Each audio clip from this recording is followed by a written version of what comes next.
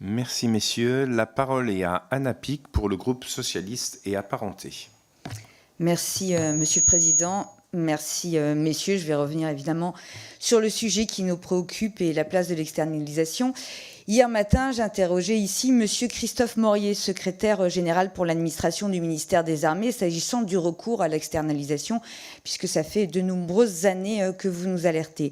Je lui signifiais notamment que nos bases de défense sont parfois dans un état de vétusté avancé et que nombre de personnels civils se plaignent à juste titre de ne pas disposer des moyens humains nécessaires afin de réaliser de simples travaux de maintenance sans avoir recours à une externalisation chronophage, vous l'avez expliqué, marché, bons de commande, etc., qui prennent un temps infini et qui voient donc les bureaux notamment se dégrader. En réponse à cette interrogation, M. Morier a confirmé qu'il était indispensable qu'il y ait des moyens et des budgets pour des interventions de maintenance courante, évoquant une politique d'externalisation excessive et peut-être un peu trop dogmatique, et démonstration ayant été faite de ce qu'il était plus efficace et économiquement soutenable de disposer de collaborateurs consacrés à ces missions. La transformation du service d'infrastructure de la Défense a acté la fin de la baisse des effectifs des régies, nous a-t-il dit. Ce constat fait écho aux alertes que certains d'entre vous avaient portées sur le sujet et dont je m'étais fait le relais au sein de cette même commission l'an dernier lors de l'examen du projet de loi de finances pour 2024. Je pense notamment aux métiers de soutien, trop souvent exposés à des sous-effectifs chroniques engendrant un mal-être au travail sur fond de stress et de fatigue. L'impact parfois négatif ou contre-productif de l'externalisation étant visiblement admis au sein de l'administration centrale du ministère, j'aimerais désormais savoir si vous mesurez une évolution sur le terrain à ce sujet et si les crédits du projet de budget 2025 vous semblent aller dans ce sens.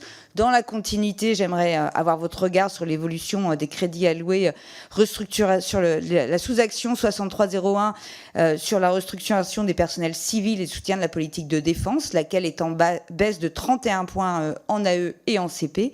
En d'autres termes, cela vous semble-t-il compatible avec les propos tenus hier par le secrétaire général pour l'administration? Je vous remercie. Merci, messieurs. La parole est à vous. Écoutez, merci beaucoup pour ces questions, surtout la fin très précise à laquelle peut-être un peu trop effectivement, mais c'est une leçon pour l'année prochaine. On potassera plus le pape. D'ailleurs, je vous demanderai éventuellement de répéter la dernière partie de votre question. Pour ce qui est des externalisations, écoutez, je ne peux que vous remercier d'avoir eu ces propos à l'intention du SGA, de M. Morier, on doit s'en réjouir, considère qu'on est peut-être allé un petit peu trop loin dans les externalisations, donc là aussi on est en phase avec lui. Après, vous nous demandez si le PLF 2025 prend suffisamment en matière de politique immobilière justement l'affaire en main. C'est un des objectifs que d'ailleurs évoque M. Morier dans son introduction au pape sur pour le programme 212, donc on va voir, mais c'est plutôt positif. Ne critiquons pas tout pour critiquer quand même. Voilà. Pardon, excusez-moi.